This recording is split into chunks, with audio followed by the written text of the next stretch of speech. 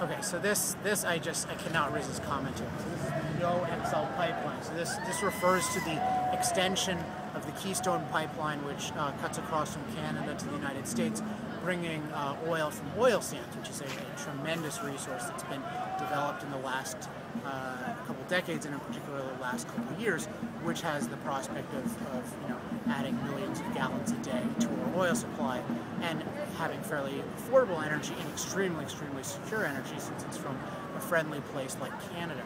Now, this is definitely something that I believe should happen, and President Obama recently delayed it by 18 months, but I just wanted to comment on the irony of what's going on here, because this is a tent that is made out of oil, and yet in the ink on it, I'm almost positive this poster is made out of oil, and I would bet that the person who's writing that does not realize that fact. But it's much more than that. So I can say all the tents here are made of oil, and probably 1,000 other materials. Most people's cell phones here are made of oil in one form or another.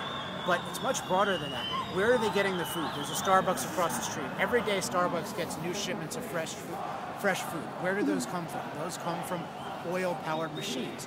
Where do those oil-powered machines get stuff from? Well, from a more central hub that has oil-powered machines bringing stuff to it. And then ultimately they're coming from farms. Well, where do the farms get their food? How do they get their food?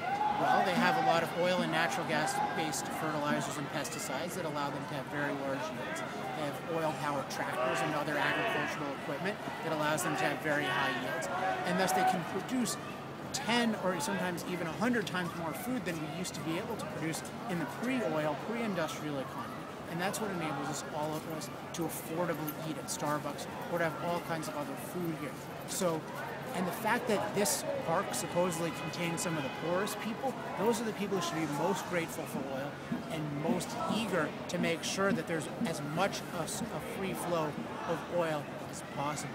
So this is unfortunately exactly epitomizes what is wrong with this movement. They have no clue as to what makes their lives possible, and yet they're attacking it blindly, and they think that all the good stuff is just going to remain, and somehow all the stuff they dislike is going to disappear. And in fact, at most, I mean, the best case scenario or whatever is that just a lot of really good stuff is going to become more expensive, and if they really got their way, it'd be extinct. And unfortunately, this is a relatively minor movement, so they won't get their way. But we as a society should really take a lesson that we really need to understand what makes the good things in our life possible, and how so many of these statist movements are acting to destroy them, ignorantly or not.